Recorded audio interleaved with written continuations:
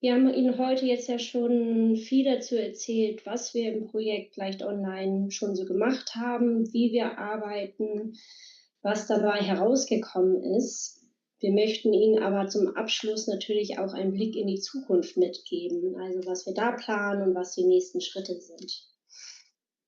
Allen voran gibt es da eine ganz erfreuliche Neuigkeit, und zwar geht Leicht Online in die nächste Runde.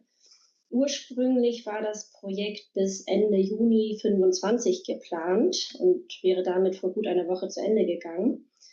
Inzwischen haben wir aber die Bewilligung erhalten, für weitere 1,5 Jahre weiterzumachen. Dafür an dieser Stelle auch noch mal ein ganz großes Dankeschön an die Aktion Mensch Stiftung, die uns über die letzten 4,5 Jahre gefördert hat und dies eben jetzt auch noch weitere 1,5 Jahre machen wird. Und für diese Verlängerung haben wir uns zwei thematische Schwerpunkte gesetzt.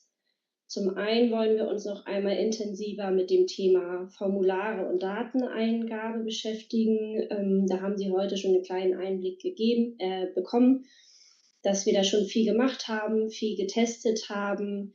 Wir selbst merken aber, ja, wir möchten gerne noch Möglichkeiten ausprobieren, die wir bisher nicht ausprobieren konnten.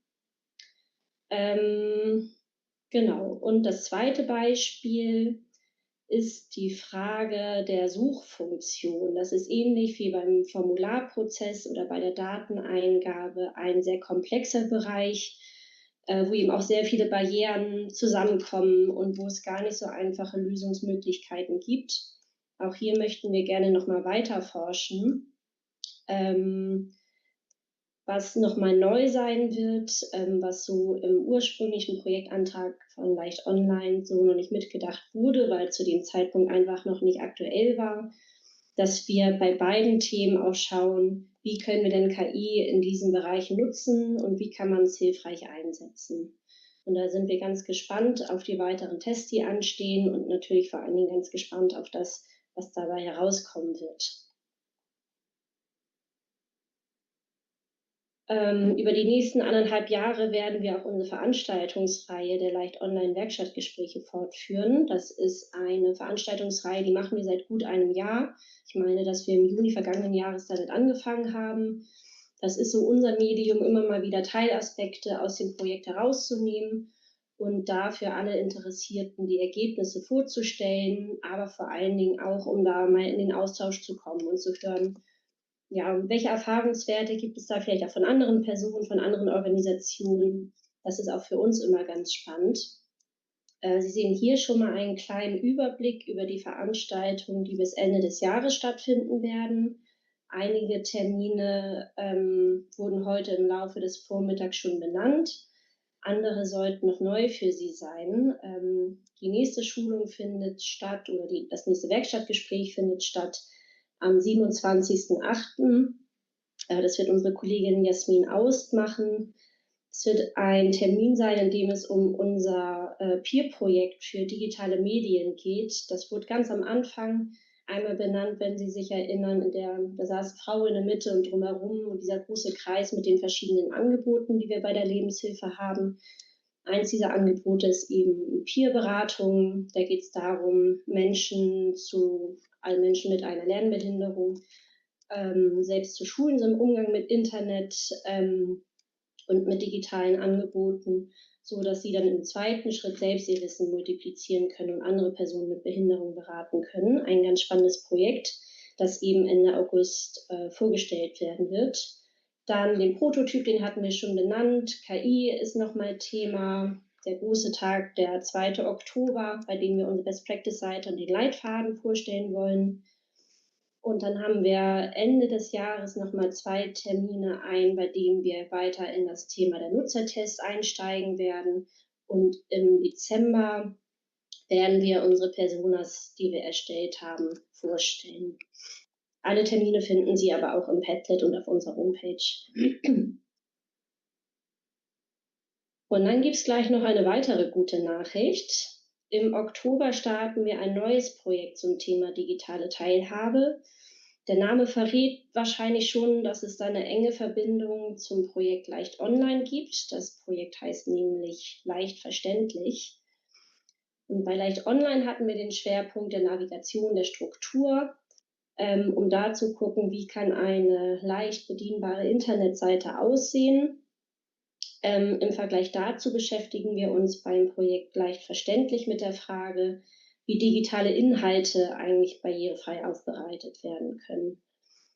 Diese Frage hat uns im Projekt Leicht Online auch schon immer wieder beschäftigt und es wurde sehr schnell klar, dass eine Internetseite oder eine App eben erst dann wirklich barrierefrei ist, wenn auch die Inhalte selbst verständlich dargestellt sind. Weil nur so kann ich mich wirklich ohne Barrieren und ohne Hindernisse durch die komplette Internetseite oder durch das gesamte digitale Angebot bewegen. Deshalb schauen wir uns jetzt in dem Rahmen an, welche Darstellungsformen für Menschen mit Lernbehinderung am besten funktionieren. Wir hatten ja schon mal diese kleine Projekterweiterung, die hatte Frau Zornow erwähnt, wo wir schon uns das Thema Erklärfilme angeguckt haben. Das war aber in einem sehr kleinen zeitlichen Rahmen. Das wollen wir jetzt eben ja, ganz, ganz ausführlich einmal betrachten.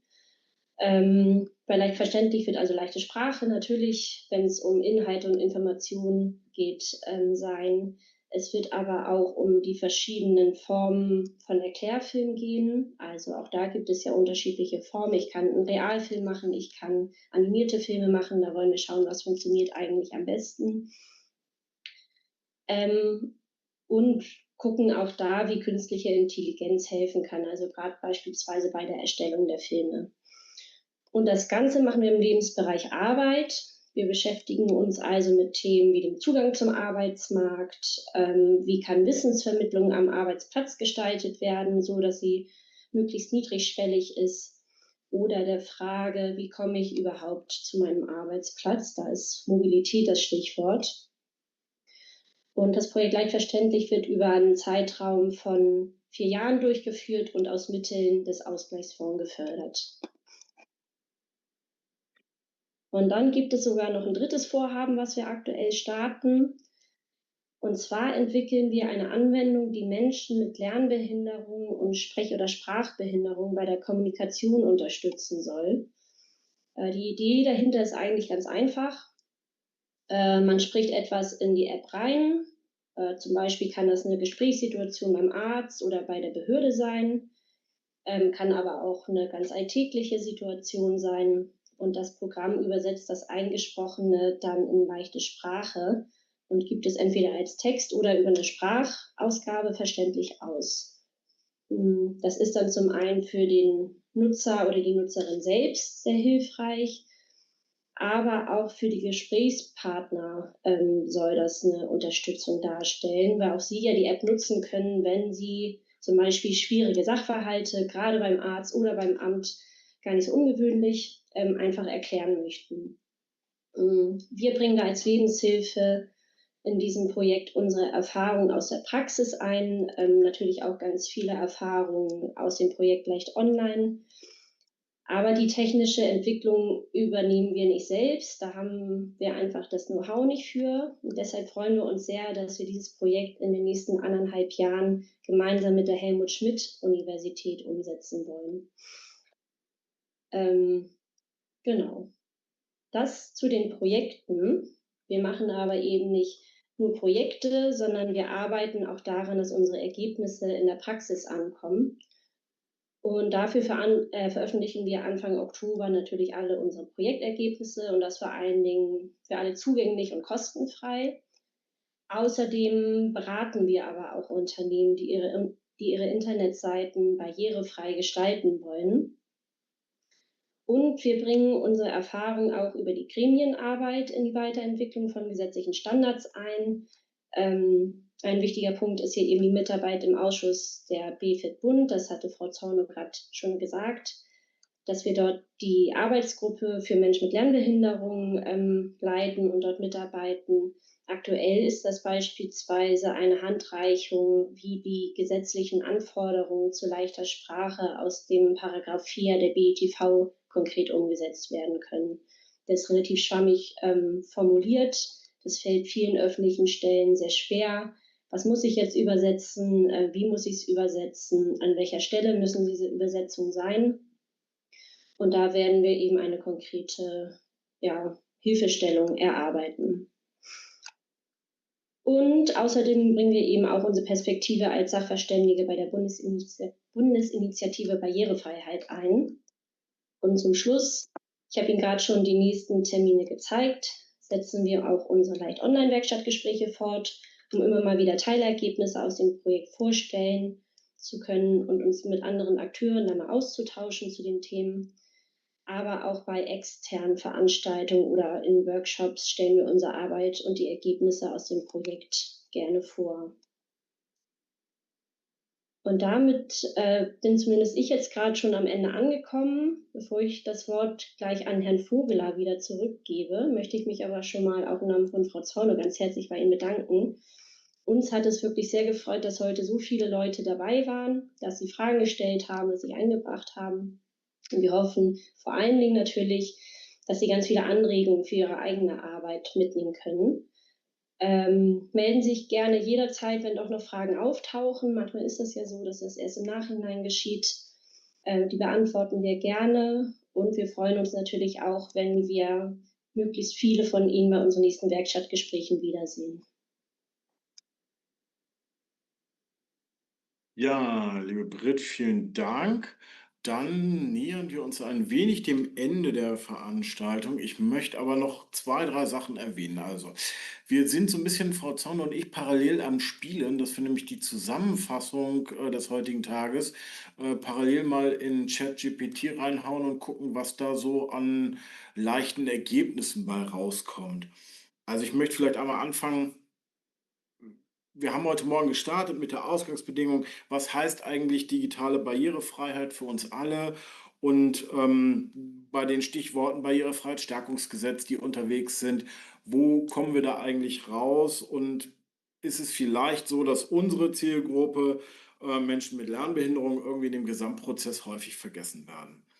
Und da haben wir geforscht, beziehungsweise Frau Zorno und Frau Jensen haben mit dem Projekt geforscht, mit Leicht Online und haben dort Menschen mit Lernbehinderung einbezogen und tatsächlich mal befragt.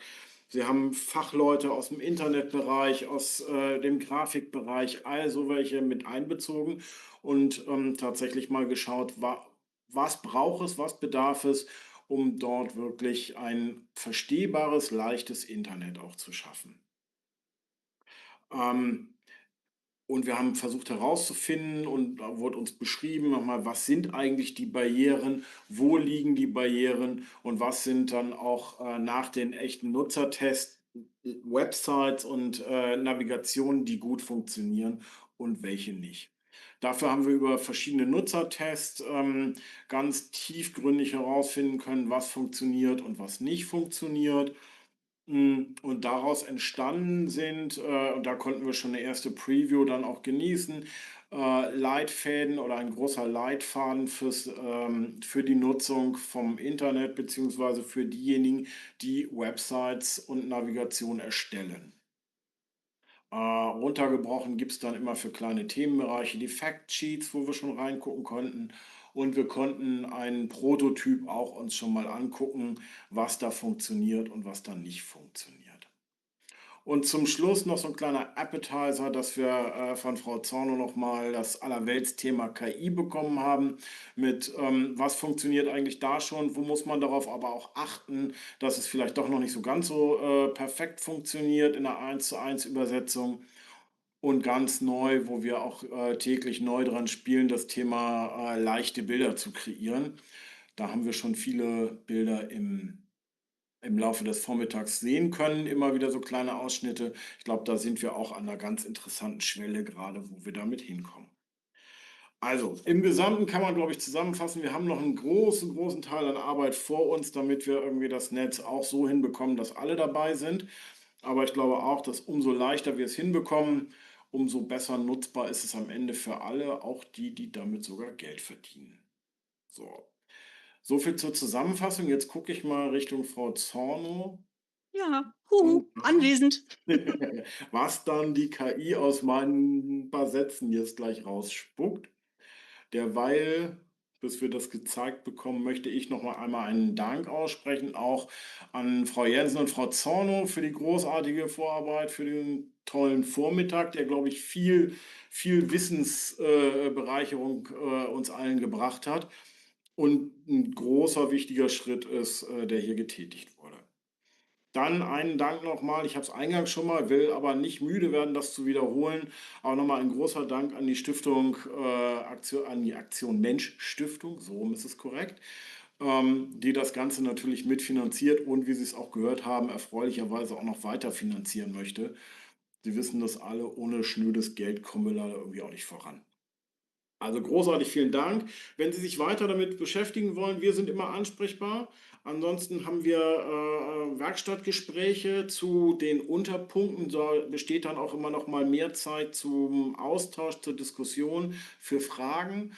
Nehmen Sie gerne daran teil. Im Nachgang bekommen Sie die E-Mail mit allen Informationen zum Padlet, zu den Terminen, sodass Sie das rundum sorglos Paket haben und sich damit weiter befassen können und auch wissen, an wen sie sich jederzeit wenden können.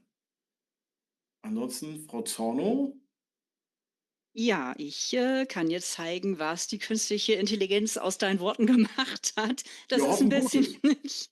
ist immer ein bisschen Experiment. Ähm, Ich zeige das mal. Mach mal. Hm, so, genau, da sind wir. Und was Sie hier sehen, ist jetzt das beschriebene Custom GPT, leichte Sprache LHHH. Und ich habe hier jetzt reingeworfen die Stichworte, die Herr Vogeler mir zwischendurch geschickt hat, was er vorhatte zu sagen. Die habe ich hier reingeworfen und gesagt, das ist das Schlusswort. Bitte mach eine Zusammenfassung in leichter Sprache. Sie sehen hier, das Schlusswort war, ja, da waren ein paar Sätze. In leichter Sprache ist es wie immer deutlich länger geworden. Und ich lese es jetzt selbst zum ersten Mal ganz in Ruhe vor. Worum ging es heute? Digitale Barrierefreiheit ist wichtig. Viele Menschen reden im Moment über digitale Barrierefreiheit. Ein Grund ist ein neues Gesetz. Es heißt Barrierefreiheitsstärkungsgesetz. Barrierefreiheit bedeutet, alle Menschen können Internetseiten und Apps benutzen, auch Menschen mit Behinderung. Aber Menschen mit Lernbehinderung werden oft nicht mitgedacht. Das ist ein Problem. Gerade für sie kann das Internet wichtig sein, zum Beispiel um am Leben in der Gesellschaft teilzunehmen. Was haben wir im Projekt Leicht Online gemacht? Wir haben geforscht und getestet, zusammen mit Menschen mit Lernbehinderung. Wir wollten wissen, was bedeutet digitale Barrierefreiheit für sie? Wie kann man das Internet einfacher machen? Was haben wir heute gehört? Es gab Vorträge. Die Vortragenden heißen Britt Jensen und Susanne Zornow. Sie haben erklärt, was bedeutet Barrierefreiheit? Wie kann man Internetseiten testen? Wie fühlen sich Menschen mit Lernbehinderung beim Testen? Was haben wir aus den Tests gelernt? Wie geht es mit dem Projekt weiter? Wichtige Erkenntnisse aus dem Projekt. Wir haben gemerkt, es fehlt noch viel Wissen. Aber viele Menschen erkennen, digitale Barrierefreiheit ist wichtig. Das haben wir herausgefunden. Internetseiten müssen einfach sein. Die Seiten müssen klar aufgebaut sein. Es darf nicht zu viel Inhalt auf einer Seite sein. Alles soll gleich aussehen, damit man sich zurechtfindet.